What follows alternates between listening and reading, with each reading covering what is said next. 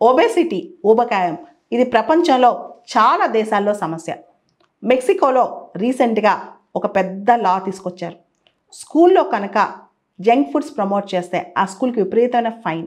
మొత్తం Latin America దేశాల్లో ఎక్కువగా ఒబెసిటీ పెరుగుతున్న దేశం మెక్సికో. మనకు తెలుసు రీసెంట్గా భారతదేశంలో కూడా ల్యాన్సెట్ రిపోర్ట్ ఒకటి వచ్చింది. 2050కి 1/3 of the Indians will be obese అని చెప్పి. పిల్లల్లో విపరీతమైన జంక్ ఫుడ్స్, మనం దాన్ని బ్యాన్ చేయలేకపోతున్నాం. ఇక్కడ మెక్సికోలో షుగర్ సోడా కావచ్చు, ఆర్టిఫిషియల్ పోర్క్ కావచ్చు, ప్యాకేజ్ చిప్స్ కావచ్చు, క్యాండీస్ కావచ్చు, చిల్లీ ఫ్లేవర్డ్ పీనట్స్ కావచ్చు, ఇవన్నీ బ్యాండ్. ఏదైతే high sugars, high salts, high fats ఉన్నాయో వాటి మీద పెద్ద బ్లాక్ లేబుల్ వేస్తారంట. అంతేకాదు స్కూల్స్లో వాటిని ప్రమోట్ చేస్తే చాలా పెద్ద పెద్ద ఫైన్స్ వేస్తారంట మెక్సికోలో స్కూల్స్కి. ఆల్రెడీ పెద్ద పెద్ద ట్యాక్స్లు వేశారు మెక్సికోలో. ఏమని అంటే ఇంతకుముందు ఫ్యాట్ ఫుడ్స్ మీద ట్యాక్స్లు స్టార్ట్ చేశారు, అయినా వినట్లేదు పిల్లలు అక్కడ.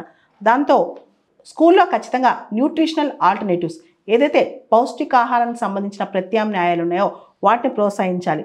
ప్లెయిన్ వాటర్ కావచ్చు, బీన్ టాకోస్ కావచ్చు, ఫ్రెష్ ఫ్రూట్స్ కావచ్చు, వీటిని చేయాలని చెప్పారనమాట. అంతేకాదు పెద్ద పెద్ద వార్నింగ్ లేబుల్స్ కూడా పిల్లల మీద చెప్తున్నారు, ఇది తినకూడదు, ఇది తినకూడదు అని చెప్పి.